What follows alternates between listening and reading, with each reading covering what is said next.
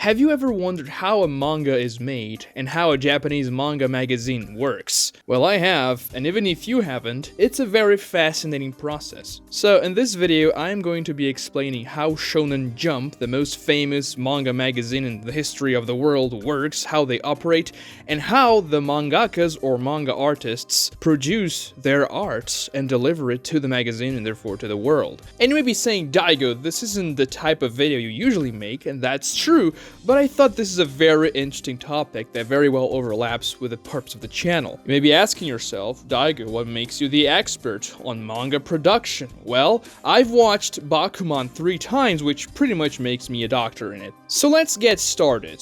What is Shonen Jump, or a manga magazine? Well, Shonen Jump is the most famous manga magazine, and manga is essentially comic books in Japan. So this is a magazine that compiles all those comic books into a single magazine which people can buy and read every week. It's in the actual name. The magazine is called Weekly Shonen Jump because it comes out every week with a new chapter for every single series that's in it. At any given time, Shonen Jump has about 20 series serialized. So every time you buy the Shonen Jump magazine, which you can't really do if you live in the West, but in Japan they're extremely common, you can buy it literally everywhere, you'll be able to read the 20 newest chapters of the 20 Shonen Jump series that are going on at the moment. And Shonen Jump is indeed the most famous manga magazine, both in Japan and internationally. It's the magazine that published mangas like Naruto, Dragon Ball, Death Note, One Piece, Bleach, Hunter x Hunter, more recently Jujutsu Kaisen, Demon Slayer, Chainsaw Man. It's the most famous manga magazine, and shonen just so happens to be the most famous genre of manga/anime as well. Now, the name shonen is actually referring to the demographic that the magazine is aiming for with its series: young males. Obviously, Shonen Jump is famous with all sorts of demographics, but the core demographic is supposed to be boys from 14 to 18 years old. And the manga serialized there will most likely reflect that. The magazine even has a motto: friendship, effort, and victory. And you can see with the most famous works of the magazine, such as Dragon Ball, Naruto, and One Piece, that this motto is very much followed during the stories. Obviously, there are exceptions and mangas that are very different from the norm, such as Death Note. And more recently, there has been this new trend of more violent manga, such as Chainsaw Man, but the core of Shonen Jump remains friendship, effort, and victory. Stories that inspire you through the efforts of the protagonists, and they ultimately reach victory through their efforts and all that good stuff. But when you think about Shonen Jump, you may be thinking that, oh, they just have battle series, right? You know, the characters using magical powers to fight against each other in very cool ways. And yes, there's a lot of that in Shonen Jump, but that's not the only type of series they have. On top of battle shonens, they also have sports mangas, the best one definitely being Haikyuu, gag mangas, which are much more focused on comedy than anything else, as well as other more experimental series such as Death Note and Bakuman. And it's pretty great. Imagine having a magazine with 20 different manga chapters every week that you can read for a pretty good price. Obviously, each series will also have their own manga volumes that come out after the chapters come in Shonen Jump. They compile about 8 to 12 chapters in each manga volume, and therefore you can buy, the manga books for the particular series if you're a big fan of it. But the Shonen Jump magazine by itself sells 1.6 million copies per week, and ever since they started in 1968, they've sold about 7.5 billion copies. Obviously, now there are also online options. You can have a subscription of Shonen Jump online, which makes things easier if you're not in Japan and you can't really go there and buy Shonen Jump physically, so you can just read it online. But how do you make it into Shonen Jump? Well, that's a bit of a difficult process. First, you have to be Japanese, or at least have a Japanese citizenship, which is pretty much impossible for you to get if you're a foreigner. And you have to be very good at drawing manga and also coming up with a story. You also have to be very good at drawing manga fast and at a good quality because, as I said before, a new chapter comes out every week, so you have to keep up the pace. There are some series like Death Note that have an author and an artist. They share the workload essentially. But for most of the manga series, there is just one main guy that draws and comes up with a story. This is the same for Naruto, Dragon Ball, One Piece. The big ones are pretty much just one dude. Well, they have assistants, but I'll get into that later. Now, assuming you're a very good manga artist and you have an idea, how do you get your manga into Shonen Jump? Well, it's not as hard as you may think if you have the talent. You just kind of call them. They'll analyze your work. If they think your work is good, they'll probably put you in one of those contests that they have. You see, Weekly Shonen Jump is not the only magazine that they have available to them for them to release stories. Shonen Jump's parent company is called Shueisha, and they have several magazines, some of which that they just use for newcomers, so they can show their new art, and if people really enjoy them, then they can have a shot in the big magazine. If Shonen Jump thinks that you have a pretty good shot already without even going through those beginners contests, they can also try and give you a one-shot in the real Shonen Jump, which is essentially a standalone story in the magazine itself among the serialized chapters where you're supposed to tell a cohesive story in 45 pages, sometimes a bit more depending on the situation. Naruto recently had a very good 55-page one-shot about Minato's teenage years essentially, and that was because of the entire contest in our top 99 popularity poll. But from time to time there are one-shots from authors that are trying to make a name for themselves and not just established ones. And if these experiments, these one-shots, or maybe in the contest that you do, you perform well, your chapters are very well liked by the readers, Shonen Jump may assign you an editor and you can work on your serialization. As I said before, there are 20 series ongoing at Shonen Jump at any given time. And every 2 months or so, there's something they call a serialization meeting where the executives in Shonen Jump decide which manga series are going to be cancelled and which ones are going to be serialized and start, to be released in Shonen Jump magazine. There isn't a set number of series that will be cancelled or even serialized, but usually the number is the same because there are only 20 spots, so you have to serialize the same amount of series that you cancel to keep them at 20. Obviously, the executives choose to cancel the series that are not doing well with the readers and serialize the ones they think have a good potential for one reason or another. Maybe it's funny, maybe it's just a very good story, maybe it's very good artistically speaking, the drawings are good, or maybe it's a combination of all of them. But when you submit a series for serialization, you usually have the first 3 to 5 chapters ready in the storyboard form, not completely done with the art because that'll be too much. If your series isn't serialized, then you just wasted a lot of time. So the executives take a look at your storyboard and decide whether or not you're going to be serialized and which series are getting cancelled so that you can get in their spot. But how exactly do they determine how popular a particular series is? Because think about it, if they are all in the same magazine, then the magazine sales by themselves are not going to tell you very much because all the 20 chapters are in there. So it's like, okay, we sold well this week, but there are 20 of them. It could have been because one particular series was very hyped that week and the others weren't. So Shonen Jump runs polls of popularity asking questions about the series that the readers read. The survey asks for the top 3 manga chapters the reader read that week. Obviously, the more votes you have on the top 3, the better your manga is going to do. And then the magazine forms a ranking from the 1st to the 20th manga chapters to determine which ones are popular and which ones are not. Now, I don't have to say that the better your ranking, the better your chance of not getting cancelled, but in order for you to be very safe from not being cancelled, you have to rank in the top 10. If you rank below 15, there's a big chance that your manga series is going to get cancelled. And when it does get cancelled, the magazine gives you a notice of 3 to 5 weeks saying that you have that many chapters to finish the series, and that's it. Many mangas are not finished how the author intended because they're just cancelled beforehand, so you have to come up with an ending. Sometimes you try to just tie everything up as best as you can with a few chapters you have left. Sometimes the author just tries something pretty crazy, very different from the rest of the series, but it's inevitable. It gets cancelled. Kishimoto, Naruto's author, one of the most popular mangas of all time in Shonen Jump and the most popular anime of all time, got his second series that he was writing after Naruto cancelled because it wasn't popular at all, Samurai 8. So yeah, maybe Shonen Jump will give these very established authors a better chance and try to give them more time to make their series successful, but if they're not, they're just gonna cancel it. They're not gonna care because Shonen Jump is a business and they have to make money and they need popular manga to make money that way. Now, the most important chapter to see if your series is going to perform well or if it's going to be cancelled right away is definitely going to be the first chapter. There's always hype around an initial chapter of a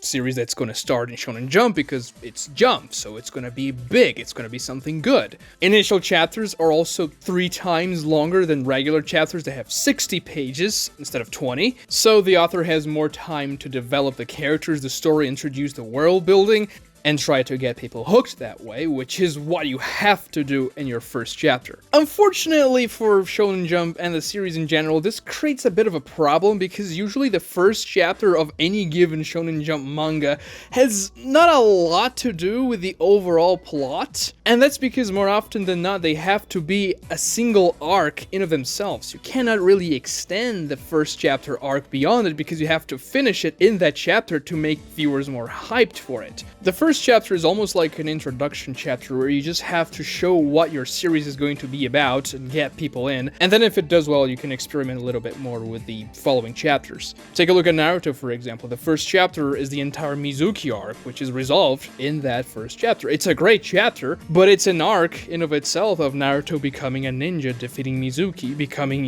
Iruka's friend, essentially. And yes, Naruto has long arcs in the story, which isn't the same for every single manga in Shonen Jump. Some of them have single chapter stories throughout most of their runtime and very standalone format. But what matters is that the first chapter is very important, and because the author has to inform what the story is really going to be about, you can't really build up a lot of suspense, you can't really experiment too much with the first chapter, you can't really make a prologue. You have to deliver an entire arc so that readers will vote for your first chapter in those polls. Because when your manga is launching for the first time in Shonen Jump and your first chapter is going to come out, you are always going to be the only manga coming out for the first time there. You're going to be the only manga in the entire magazine that has 60 pages. And also, people tend to vote more for first chapters if they like the series and wish to see it continuing, because obviously it's something new and more exciting. So ideally, you want to get into the top 5 of the rankings with your first chapter. Another thing that really helps with the popularity of the manga is if you get an anime adaptation. This goes without saying, but when you have an anime adapting the manga,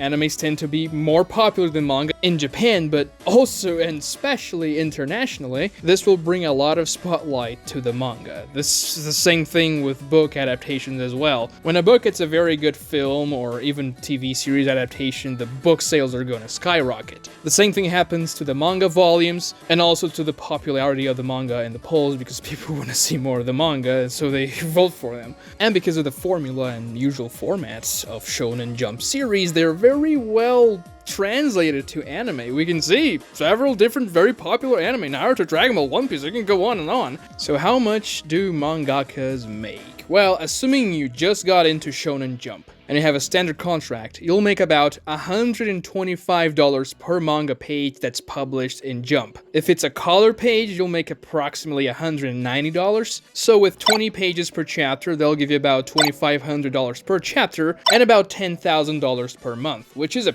pretty good salary. You also, depending on your contract, get about 10 to 15% worth of royalties on your manga volumes, which will probably even get you more than your base salary for the pages you publish in Shonen Jump, especially if your series is extremely popular and sells well. And bear in mind that the figure I spoke about before, the $10,000 a month, is for beginner mangakas. The established manga authors get way more than that. When I put it this way, it all sounds lovely, doesn't it? Sounds like a perfect job. You can draw, manga, awesome stuff, get a pretty good amount of money, but it's not as easy as I made it out to be here. Being a manga artist for Shonen Jump is extremely difficult. So let's talk a little bit more about the process of drawing the manga in of itself. The manga artist will usually have a team of 3 to maybe even 10 assistants that will help you draw the manga. You have to pay for these assistants with your own money, which is already taken off your salary, and they will help you finish the manga chapters, because it's very difficult to write and draw 20 pages every single week, especially if you don't want the quality of the art to drop, which is something that readers very much don't like and will not vote for your manga in the popularity poll if they see that your quality is dropping, so you have to keep it up. The main manga artist will draw the characters, usually, perhaps some important parts of the background, while the assistants will do most of the backgrounds, speed lines, and also paint the black parts. And honestly, if you're surprised by that, you would be even more surprised if you looked at American comics, for example, where hundreds of people can work in a single volume. That's why the art is always so inconsistent. But if you take a look at Naruto, for example, when they draw 1,000 shadow clones in a 2-page spread,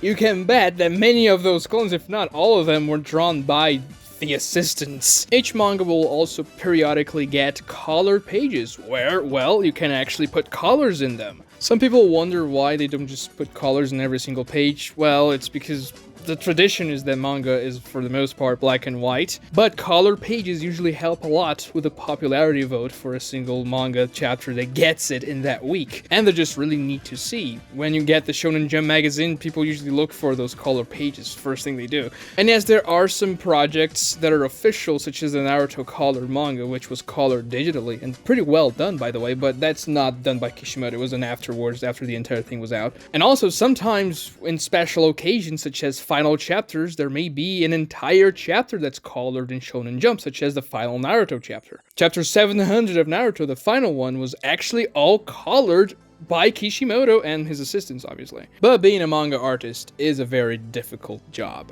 It's most certainly not a 9 to 5, as most people may think. Oh, it's just drawing, man. It's not that big of a deal. No, if you look at any interviews from pretty much any manga artist you can think of, they say, yeah, I slept 3 hours a day for 15 years while the series was coming out. I just had to make the deadlines, because you not only have to come up with a story in most cases, you also have to draw it. There are several cases of manga artists that have to go to the hospital for health issues because they are overworked. It happens to pretty much every manga artist that has a long-running series at a given point of their careers. It's just something kind of inevitable. And sometimes you cannot even do what you want with your own manga story. Because when you get serialized in Shonen Jump, the magazine assigns you an editor, and you have to keep this in mind. Once you start to release your own manga in Shonen Jump, you essentially relinquish your ownership of that manga to Shonen Jump and Shueisha. Your editor will look over your storyboards and give feedback, ask for changes, give suggestions, ask for you to do things differently, to change the tone, to make some things funnier, to perhaps include a fight here and there, to make a new character. There are a billion changes that your editor can try and come up with. Now, ideally, this is going to be a creative process with the author, where the two parts work in sync to make an even better story. And for the most part, especially for the very long-running series, this is the case. The editors can very much enhance the stories that the mangakas are telling, especially because they are an outside perspective that can have very good insights. But sometimes the editors screw things up, and the magazine doesn't do a terrific job maintaining the series very good. Because you have to think about this. The main mission of the mangaka editor is to keep the manga going weekly, to prevent it from being cancelled. Most of the times this is gonna be good. However, there are some times where the mangaka wants to finish the manga because the story has run its course and it's time for you to end it. Things have a beginning, a middle, and an end. However, if your series is extremely popular and it's selling very well, your editor's gonna come around and say, no, you cannot end it right here. Even though this would be a perfect ending that ties up every single loose end, the character arcs are amazing and whatnot, you cannot end here because your series is too popular, so you have to come up with more stuff. This is exactly what happened to Death Note. Death Note was a fever when it came out. It was something very different for Shonen Jump, a completely different concept, but it was thrilling to read, and people were eating that up. Now, the main conflict of the series was between Light and L, and obviously when one of them won the conflict, then the series should end, right? Or maybe they both lose at the same time, whatever. But no, they had to continue the series because Death Note was doing too well, so the editor and Shonen Jump were like, no, you can't end when L dies. You have to make up new characters. So Mello and Nier arrive, and nobody likes that part of the story very much, especially Nier. I hate Nier a lot. I don't like Death Note after L dies. And if you don't know, the same guys that made Death Note also made another manga called Bakuman, which is actually better than Death Note, but not as famous, which is about two guys that make manga. It's a manga about making manga. It's pretty cool, but there are a lot of meta commentary in there about how the authors weren't able to finish Death Note the way they wanted because their editors were pushing against it. Yeah, the two main characters are also authors in Shonen Jump in the manga, so it's very cool. There's a lot of meta commentary, actually. And in that series, you can actually see how they would have ended Death Note if the editors had let them the way they wanted, because the two guys in Bakuman Mega series is very similar to Death Note, but the ending is quite different. I'm not gonna spoil here, but you actually get to see what the ending of Death Note would actually be if you read Bakuman or watch the anime. Naruto has also suffered a bit with editors. Now, the first editor that Naruto had was amazing. He gave Kishimoto so many great ideas. The inclusion of Sasuke wasn't even Kishimoto's idea. The editor told him to include Sasuke in the story. Imagine what Naruto would be like without Sasuke. Kishimoto also wanted to make most of the characters animals. Naruto was supposed to be a literal fox in the beginning, and the editor was like, no, let's not make Naruto a literal fox. The third Hokage was supposed to be a dog. Kishimoto had some pretty weird ideas. But then, towards the end of the series, Shonen Jump also made him include Kaguya in the story so that Boruto could get villains in the future that were connected to the Naruto series, even though Kaguya ruins the entire franchise. Also, Kishimoto wanted to continue the story for a bit longer, but Shonen Jump was adamant in finishing Naruto at chapter 700 for some reason, because I suppose, you know, being the final chapter when it's at 700 looks cool. So Kishimoto had to actually rush the Naruto versus Sasuke final battle. There was no falling action after the war. There were a lot of problems in the end of the Naruto series. The same thing happened to Togashi when he was finishing Yu Yu Hakusho. That's why the final arc of Yu Yu Hakusho is so much worse than the rest of the entire story.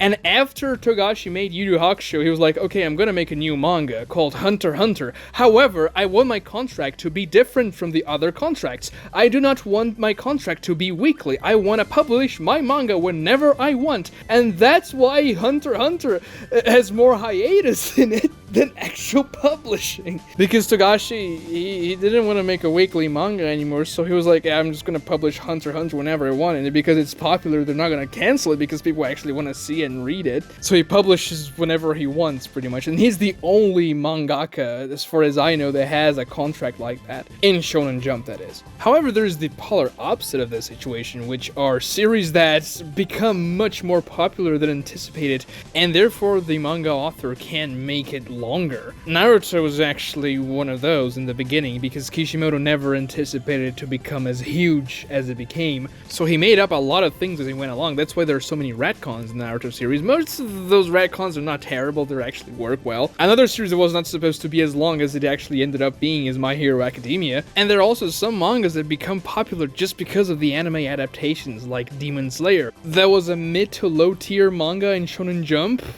before the anime release, but after the anime adaptation, which was really well done by Ufotable Studios, it became very popular. If you like this type of video, please subscribe to this channel and like the video as well to help me with the YouTube algorithm. Comment below if you want more videos like this that don't just focus on Naruto, and watch this other cool video right here. Thank you so much for watching.